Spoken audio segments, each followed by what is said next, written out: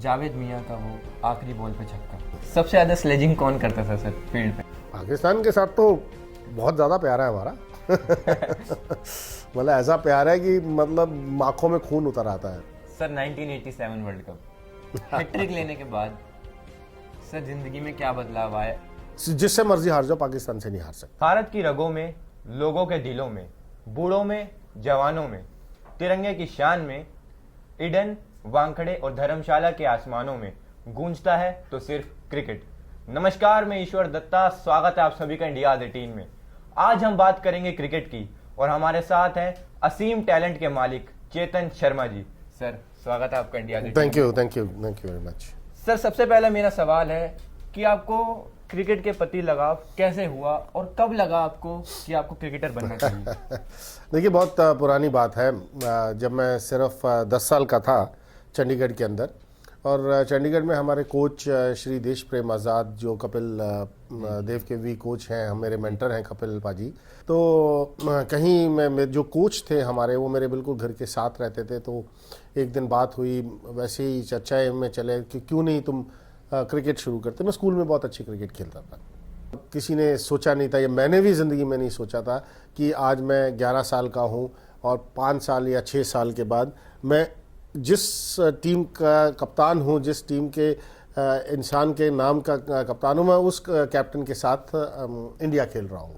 Yograj Singh, Kapil Dev, Rakesh jolly, Ravinder Chadha, मतलब जितने बड़े प्लेयर्स हरियाणा के लिए रिप्रेजेंट किया है, वो सभी चंडीगढ़ में खेलते थे। तो वहाँ से आपकी बेसिकली शुरुआत हुई। चंडीगढ़ के 16 सेक्टर के स्टेडियम से आपकी शुरुआत हुई और वो धीरे धीरे धीरे धीरे करते हुए आप देश के लिए खेले और आज मैं यहाँ बैठा हूँ।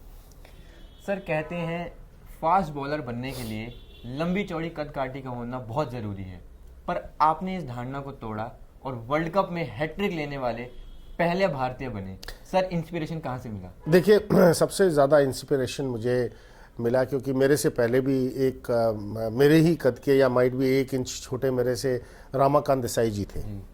और जब मैं टूर्नामेंट्स हरियाणा के लिए खेलना शुरू किया, अंडर 15 टूर्नामेंट में शिरकत की, और उसके बाद मेरा सिलेक्शन बेंगलोर के कैंप, अंडर 19 के कैंप के लिए हुआ। लेकिन मैं अंडर 15 था, लेकिन अंडर 19 कैंप के लिए मेरा सिलेक्शन हुआ।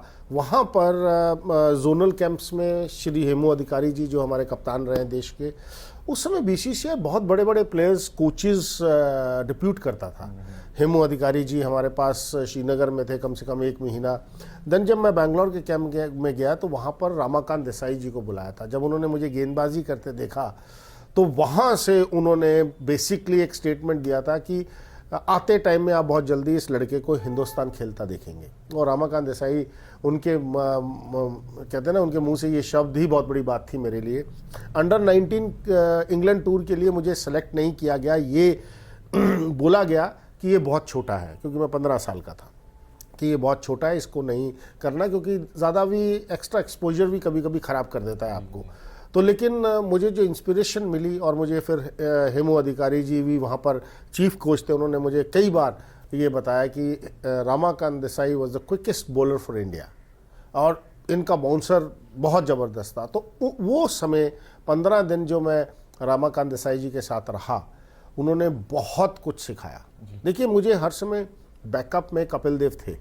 अगर आपके कपिल देव एक्सेसिबल है आपको आपके ग्राउंड के ऊपर, इससे बड़ी बात नहीं हो सकती। वो एक बहुत बड़ा इंस्पिरेशन था। लेकिन उसके बाद रामाकांत देसाई, हेमू अधिकारी, ऐसे बड़े बड़े कोचेस, श्री तारापुर मुझे अभी तक याद है, उनके बेटे आजकल अंपायर हैं, वो बेंगलोर के अंदर थे। तो ऐसे बड़े बड़े कोचेस जब आपको इनिशियल स्टेजेस में मिलते हैं, अंडर 15, अंडर 19 में, तो आपका जो रास्ता है ना, जो आपकी क्लाइंबिंग है, जब कहते हैं स्टेज चढ़ते हैं इंटरनेशनल क्रिकेट या ऊपर की क्रिकेट के लिए, वो थोड़ा आसान हो जाता है और कॉन्फिडेंस लेवल आपका बढ़ जाता है। सर 1987 वर्ल्ड कप हैट्रिक लेने के बाद सर जिंदगी में क्या बदलाव आए? आज इंडिया 18 के माध्यम से साझा कीजिए सर।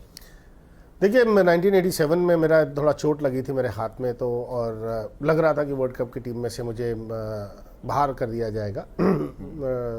एक सब्स्टिट्यूट भी आईसीसी ने उस समय सैंक्शन कर दिया था बोर्ड को, बट कपिल देव नहीं चाहते थे कि मैं टीम से बाहर जाऊं। वेट किया उन्होंने, 2 मैचेस मुझे नहीं खिलाए, वेट किया। मैं दिल्ली में पहला मैच खेला, थोड़े क्रैम्स वैम्स आए, मैंने 4-5 ओवर डाले अच्छे, लेकिन उसके बाद नागपुर में मैच खेला तो वो हैट्रिक आई। और वो हैट्रिक मतलब देखिए, हैट्रिक एक गेंदबाज के सपने में भी नहीं होती है। जब आप इंटरनेशनल क्रिकेट में जाते हैं, सबसे पहले आपका सपना होता है कि मुझे पहली विकेट मिले, उसके बाद दूसरा सपना होता है कि मुझे 5 विकेट्स मिले, फिर उसके बाद सपना होता है कि मुझे 10 विकेट एक मैच में मिले, टेस्ट मैच में, तो मैं बड़ा प्लेयर बन जाऊंगा। हैट्रिक कोई भी जिंदगी में नहीं सोचता, और नहीं आप उसको कोई इतना वो होता है। हैट्रिक अगर 3 विकेट आज लगा दी जाए ना दोबारा, मैं आपको 10 बॉलर ऐसे बुला दूंगा जो 3 लगातार बॉल हिट कर ही नहीं सकते, खाली कोई बैट्समैन नहीं है, और मैं भी नहीं कर पाता, बट ये हो जाता है। आपको 1 विकेट मिली नागपुर में, सडनली अंदर स्मिथ आए, मैंने इन कटर मारा, दूसरी विकेट मिली। देन उसके बाद मेरे पास कपिल पाजी आए, सुनील गावस्कर मेरे बिल्कुल लेफ्ट पे खड़े थे, मिड ऑफ पे खड़े थे, रवि शास्त्री वहाँ थे, नवजोत सिंह सिद्धू बिल्कुल मेरे मिड ऑन पे खड़े थे। और तो हो सकता है यार, हो सकता सीधा कपिल पाजी ने आके फील्ड को सेट किया, तो सीधा बॉल डालना है, नो बॉल नहीं करना, सीधा बॉल डालना है। और सीधा बॉल डाला मैंने, आप देखो मैंने तो सीधा ही डाला, जो किया चैटफील्ड ने किया, अपनी टांगों वांगों के बीच में से निकाल दी बॉल, तो हैट्रिक हो गई, और वर्ल्ड की पहली हैट्रिक। और आज तक मुझे लगता है मैं बिल्कुल ठीक हूँ, आज तक कोई भी हैट्रिक किसी भी फॉर्मेट में सारी बोल्ड नहीं है जी। एक ही हैट्रिक है जो सारी बोल्ड है, वो अभी तक मेरी है। तो खुशी होती है जब आपको लोग मिलते हैं, जैसे अभी आपने पूछा, जब आप देश के लिए अच्छा करते हैं। देखिए, अब आप खेल रहे, अच्छा भी करोगे, बुरा भी करोगे, जीतोगे भी, जिताओगे भी, हराओगे, हार भी जाती है टीम, तो उसमें कोई पर्पजली नहीं कर सकता। जब एक प्लेयर अंदर जाता है, वो हर समय देश के लिए अच्छा करना चाहता है, अपनी टीम के लिए अच्छा करने जाता है, और उन सबका मोटिव यही होता है कि हम मैच को जीतें। वो आगे हार जीत तो एक सिलसिला है। सर, अगर आपकी इजाज़त हो तो एक सवाल है, जावेद मियाँ का वो आखिरी बॉल पे छक्का। देखिए, वो जावेद मियाँ था बहुत बड़ा प्लेयर है, इसमें कोई डाउट नहीं है जी। आज के ज़माने में आपने देखा, लोअर फुल टॉस को सर्कल भी पार नहीं कर सकते। वो एक ऐसा प्लेयर था जिसने लोअर फुल टॉस को स्टेडियम के बाहर मार दिया। और वो जो सबसे बड़ी खुशी की बात यह है कि कपिल देव ने भरोसा जताया मेरे पे लास्ट ओवर डालने के लिए। आप अगर 19-20 साल की उम्र में उस प्रेशर टेंस मैच में जाकर गेंद डालते हैं लास्ट ओवर, और 10 रन पड़े थे सिर्फ जीतने के लिए, और आपको वो 10 रन बचाने थे, और फिर आप लास्ट बॉल पर आ गए। और मैं ये नहीं कहूँगा कि सेकंड लास्ट बॉल पर रन आउट हो जाता। देखिए, वो एक्सक्यूजेज हैं, ठीक है, हाँ मुझे कोशिश की, मैंने बचाना चाहिए था, बट हमें क्रेडिट उस ऊपर सामने वाले को भी दे देना चाहिए कि he was a far better batsman, जो आज के ज़माने में आप बैट्समैन देखते हो। और यॉर्कर आपने कोशिश की, लो फुल टॉस बनी और उसने बाहर मार दी। तो कोशिश, तभी मैंने पहले भी कहा ना कि कुछ मैचेस आप जितवाते हो, कुछ मैचेस आपकी वजह से हार भी जाते हैं, लेकिन प्लेयर कोई नहीं चाहता। प्लेयर तो देखो, और स्पेशली पाकिस्तान का मैच हो तो, और सबसे बेस्ट बॉलिंग एनालिसिस उस मैच में मेरा ही था। तो वो चीज़ें हैं, दुख लगता है उसके बाद कि यार एक ट्रॉफी निकल गई आपके हाथ से, but it's part and parcel of the game. Sir, अगर आप क्रिकेटर नहीं होते तो आज आप किस प्रोफेशन में होते सर? मुझे भी नहीं मालूम क्या होता, क्या पता आपकी तरह जैसे आप एंकर बने, मैं भी कहीं एंकर बन जाता कि बोलने में सक्षम हूँ मैं, तो बहुत डिफिकल्ट है कहना। बट कहते हैं ना, अच्छा है जो ऊपर वाले ने डिसाइड किया कि क्रिकेटर ही बन जाओ। हमें क्रिकेट के सिवाय कुछ आता नहीं है, ना हमें बिजनेस की कोई नॉलेज है, ना हमें तो क्रिकेट की वजह से मैं 17 साल की उम्र में इंडिया खेल गया था। पढ़ाई लिखाई भी हमारी धक्का मारी है सब, तो अच्छा है ऊपर वाले ने इस प्रोफेशन में डाला, देश की सेवा की। देखिए, सबसे इम्पोर्टेंट बात है, हाँ मैं माइट भी आर्मी में चले जाता, क्योंकि मेरे में जुनून था देश की सेवा करना। और एक झंडे के नीचे जब राष्ट्रगान होता है आपकी टीम का, तो उससे बड़ी बात कुछ नहीं हो सकती। और मैं हर समय हर बच्चे को कहता हूँ कि आपकी क्रिकेट या कोई चीज़ पहले नहीं है। जब आपका जन्म हुआ था, तो आपका जन्म इस देश में हुआ था, तो आपको एक नेशनलिटी मिली थी, एक देश की, इंडियन। आप पहले देश के निवासी हो, देन उसके बाद आपका प्रोफेशन आता है। तो पहले देश इंपॉर्टेंट है, देन उसके बाद आपका प्रोफेशन है। तो जो ऊपर वाला करेगा ठीक करेगा, जो ऊपर वाले ने किया ठीक किया। सर, जब पाकिस्तान से मैच होता था, सबसे ज़्यादा स्लेजिंग कौन करता था सर फील्ड पे? सभी करते थे। पाकिस्तान के साथ तो बहुत ज़्यादा प्यार है हमारा। मतलब ऐसा प्यार है कि मतलब आँखों में खून उतर आता है। तो हमें तो बचपन में यही सिखाया गया है कि जिससे मर्जी हार जाओ, पाकिस्तान से नहीं हार सकते। मतलब ये ये प्रथा है जी। उनके वहाँ क्या होता है मुझे नहीं पता, लेकिन हमारे यहाँ तो ये है कि आप जिससे मर्जी हार जाओ, पाकिस्तान से नहीं हारना। तो एक प्रेशर गेम है पाकिस्तान।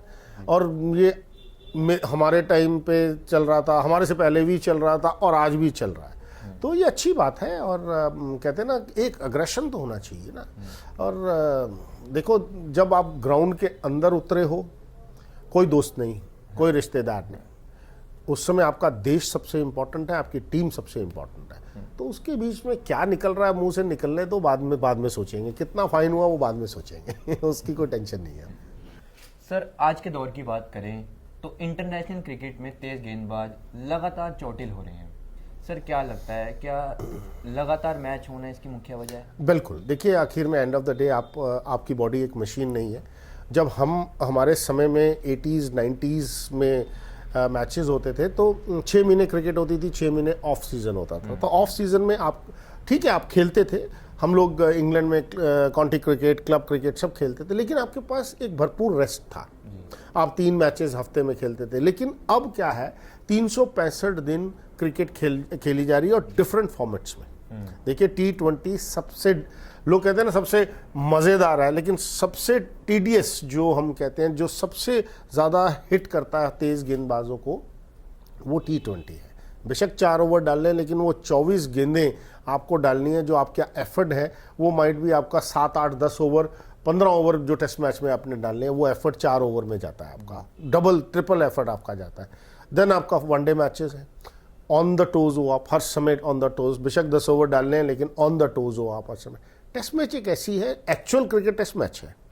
टेस्ट मैच ऐसा है जहां आपका स्किल्स का इस्तेमाल होता है, लेकिन स्किल्स का इस्तेमाल होता है, आपको वहां विकेट्स निकालनी बहुत ज़रूरी है, सबके पास समय है। लेकिन अगर आप तीनों फॉर्मेट्स में खेल रहे हैं, जैसे जसप्रीत बुमराह है, मोहम्मद शमी है, ईशांत शर्मा, चलो टेस्ट मैचेस में खेलते हैं, लेकिन 100 टेस्ट मैचेस तो उनके हो गए हैं ना। वो देखिए, पहले तो वो हर फॉर्मेट में खेल रहे थे। तो ऐसे आपके पास भुवनेश्वर कुमार है, उमेश यादव है, अब नई पनीरी आपके पास आ रही है, खलील अहमद है, नागरकोटी लड़का इंजरी लिस्ट में वो चल रहा है। अभी हमने कपिल त्यागी को रिसेंटली देखा अंडर 19 में। हमें ये बच्चे तैयार करने हैं। सक्सेना है एक लेफ्ट एंड फास्ट बॉलर जो अंडर 19 में हमने देखा। पीछे आपके पास बहुत अच्छी ब्रीड है इंडिया के अंदर, बहुत ब्रिलियंट ब्रीड आपके पास चल रही है, जो आपने बेंच स्ट्रेंथ तैयार कर रखी है।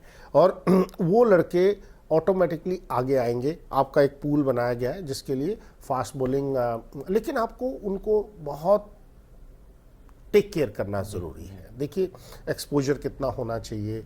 अगर हम अभी भी, मेरा पॉइंट है, अगर हम फॉर्मेट्स बांट दें, अगर हमें लगता है कि हमारे पास 30 बच्चे पूल में हैं और T20 में कौन सक्षम है, टेस्ट मैचेस का कौन सक्षम है, वो लोड थोड़ा कम हो जाएगा। तो बट कहते हैं ना, अब जैसे जसप्रीत बुमराह जैसा गेंदबाज आप कैसे बाहर बिठा सकते हो? वो हर फॉर्मेट का मास्टर है। T20 में वो मतलब ऐसा प्लेयर है जो रन ही नहीं देगा।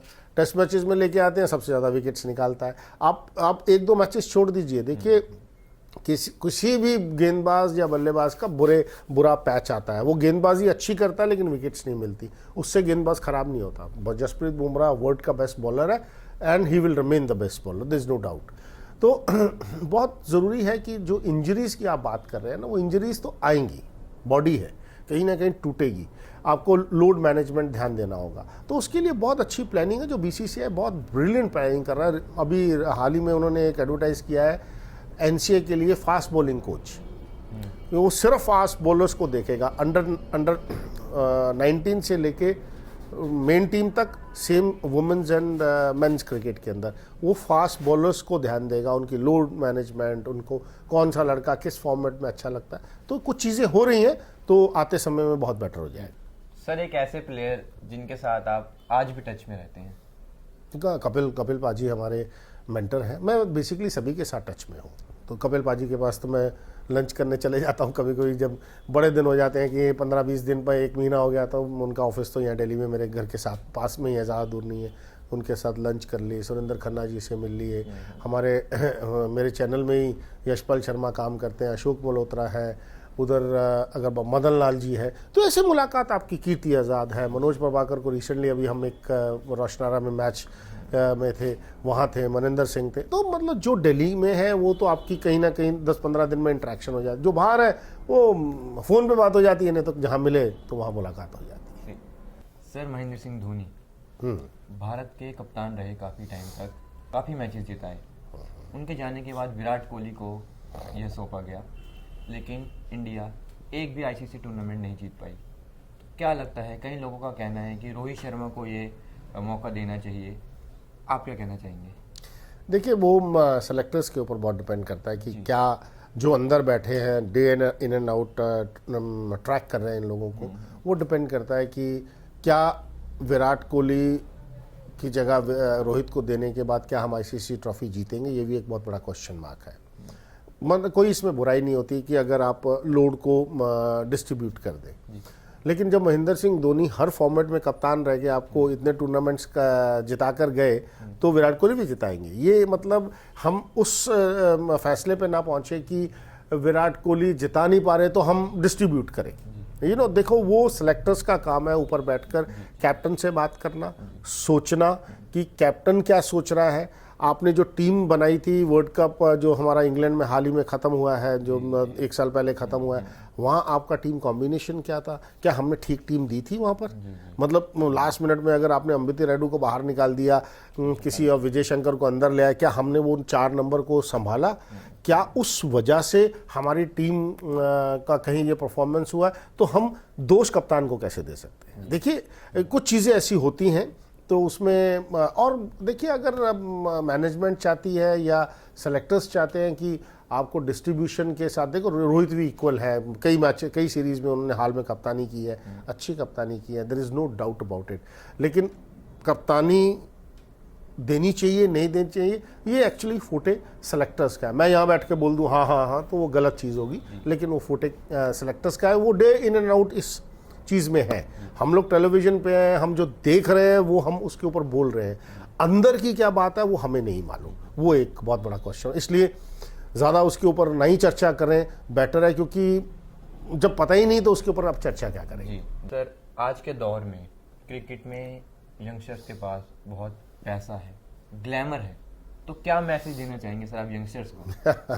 देखिए, पैसा ग्लैमर बहुत अच्छी बात है, जैसे मैंने पहले ही कहा कि अच्छी बात है, किसी के सामने हाथ फैलाना नहीं पड़ेगा, लेकिन जितना डाउन टू अर्थ रहेंगे, पेड़ जितना झुका रहेगा आंधी आने पे टूटता नहीं है। हमारे झंडे की शान ये यंग जनरेशन है, अगर वो बिखर गई या वो खराब हो गई तो आपका देश खराब होता है। तो बहुत ज़रूरी है हम जैसे लोगों को अपने क्रिकेटिंग फ्रेटर्निटी को बताना कि humbleness is the best thing in life.